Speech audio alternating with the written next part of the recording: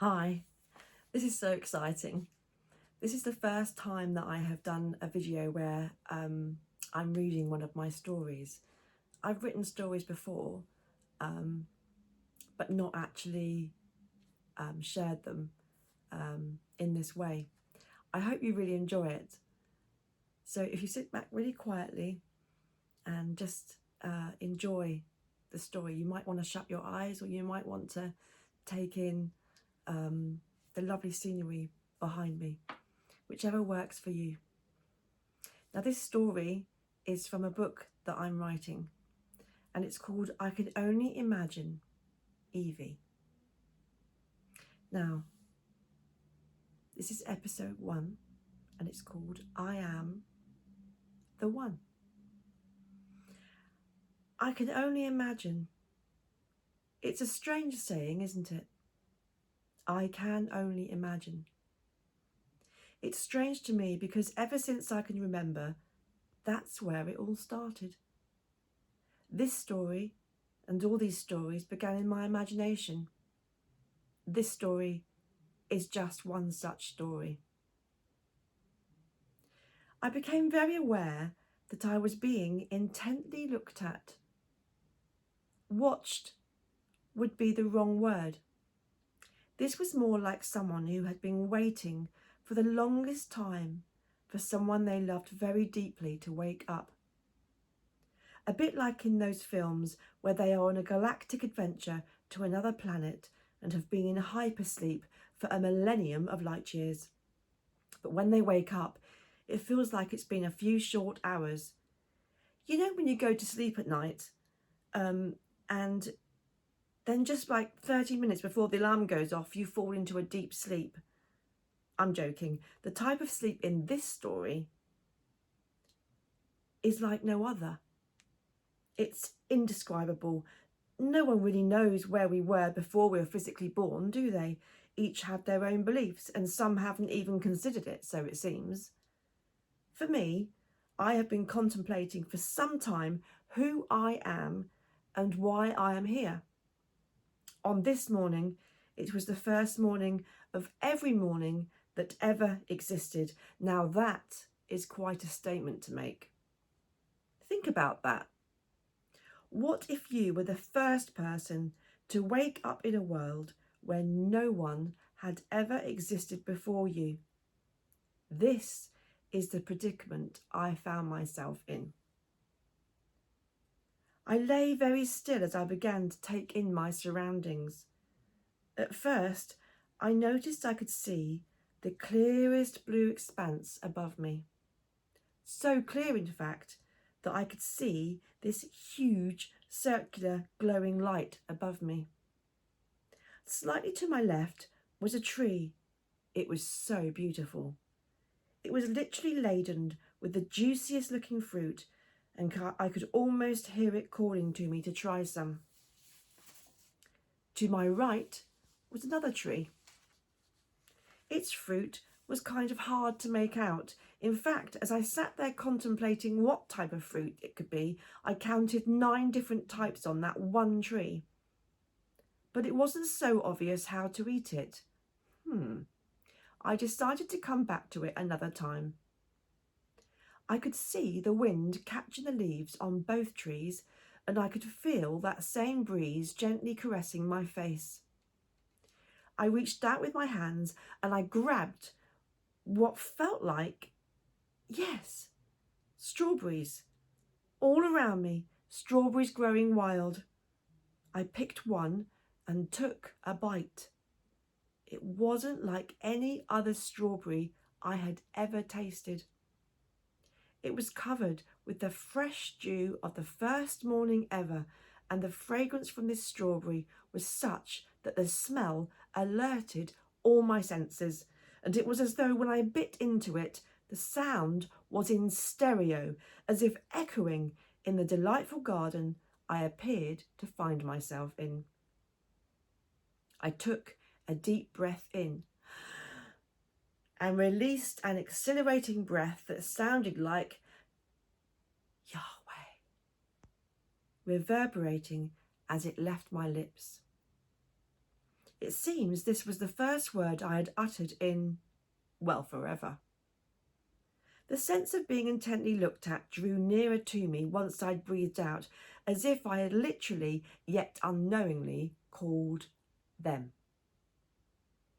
Them then came into full sight. I rubbed my eyes and refocused to see 4 faces staring at me. It wasn't an unfriendly stare in any way. It was like 4 friends that were extremely concerned and pleased to see me all at the same time. The introductions began almost at once and all simultaneously. I am, and I am. Whoa, wait, I cried out. Let me sit up a second. The 4 I ams withdrew their gaze as I sat up to take in my surroundings from a different angle. Nothing could have prepared me for the views I was beholding. The only thing I can compare it to is that once I climbed a mountain. The pathway was very well mapped out, and yet from the ground you could not see the top. Even halfway up, you still could not see the ridge. As you got a few feet from the ridge, however, with the summit just to my left, my adrenaline had kicked in for the last push of the ridge itself, and there it was. Miles upon miles of views right to the ocean that no one can behold unless they have actually climbed the mountain. This was such a moment. Absolutely no one else had ever experienced in this moment what I was. To be the first young woman ever to experience this first day of the newly birthed created world was indeed something to celebrate. It felt like I wanted to laugh and cry all at the same time. I could have sat there for days and still not be able to take in every detail. This landscape of a brand new, untouched place in the universe caused all my senses to be awestruck. Yes, that's the word. Awestruck. As I began to scour the expansion and colours I was encountering, I heard a rustling behind me. I had completely forgotten about the 4 I ams.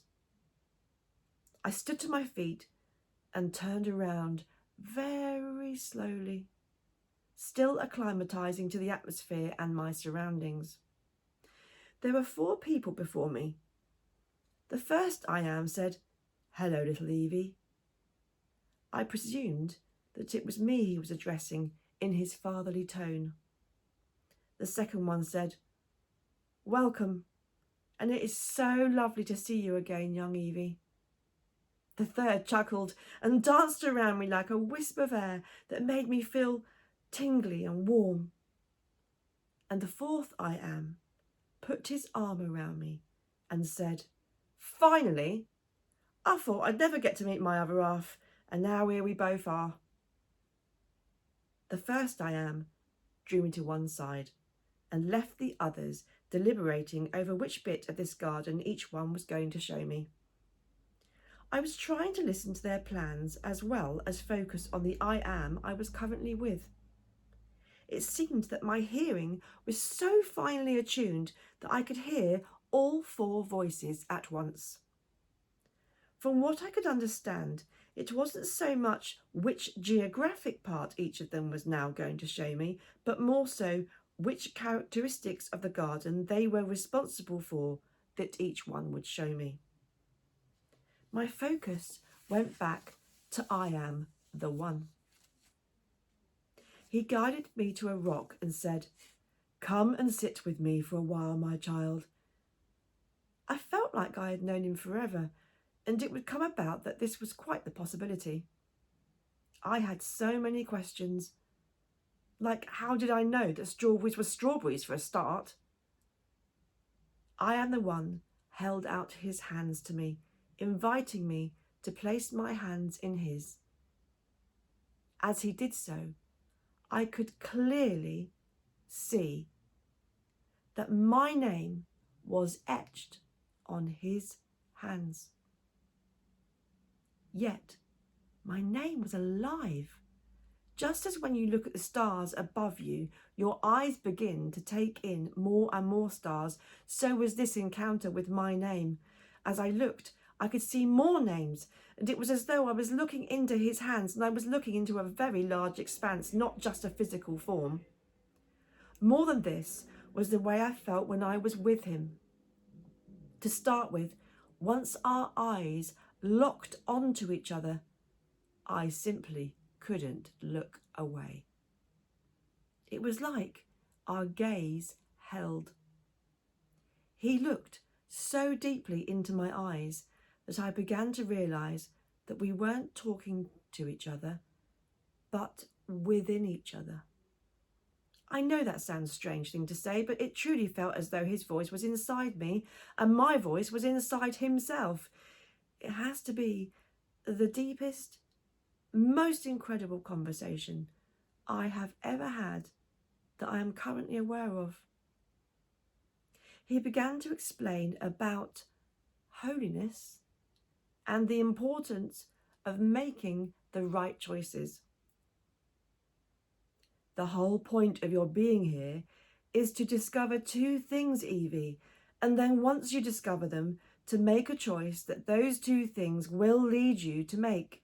Indeed, the most important choice that anyone and everyone must make. I wanted to ask him what two things and what was the choice, but all he said was this: "Do you see all the trees in the garden around you, Evie?" "Yes," I replied. "Well, they are all for you to enjoy. I especially love trees, and they are often significant in the dreams I give to my children of people and life. There are two specific trees that I want to discuss with you right now, however.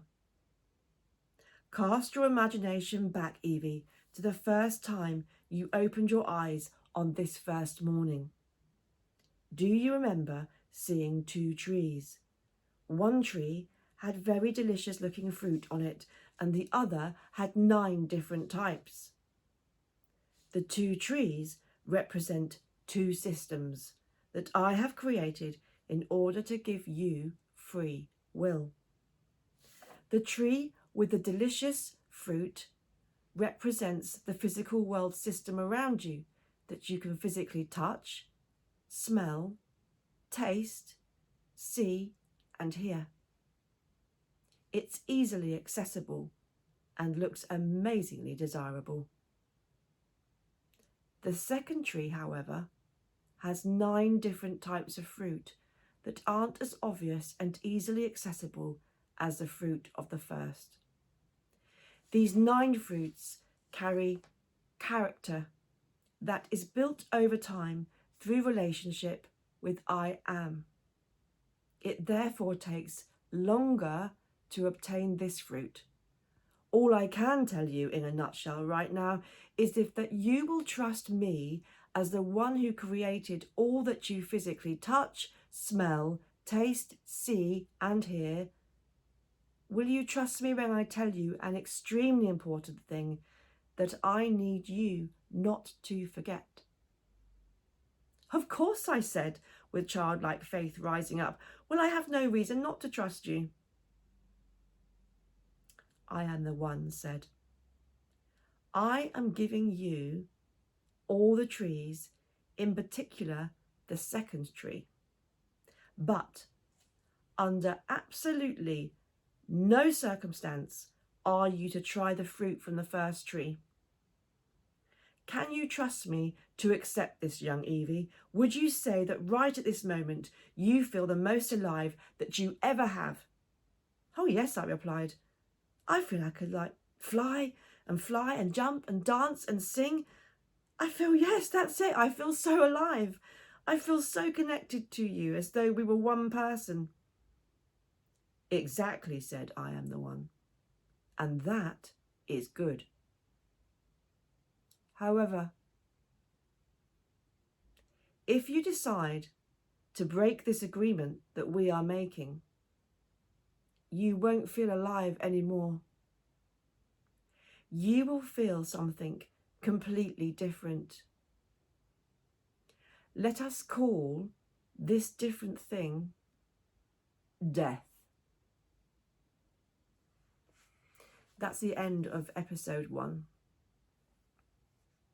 I hope you've enjoyed the first part, and it kind of leaves us with lots of questions, doesn't it? And I don't know about you, but I'm eager to have those questions answered. I really am. I hope you have a good night, and I hope you think about what you've heard. I will be posting this story in written format as well.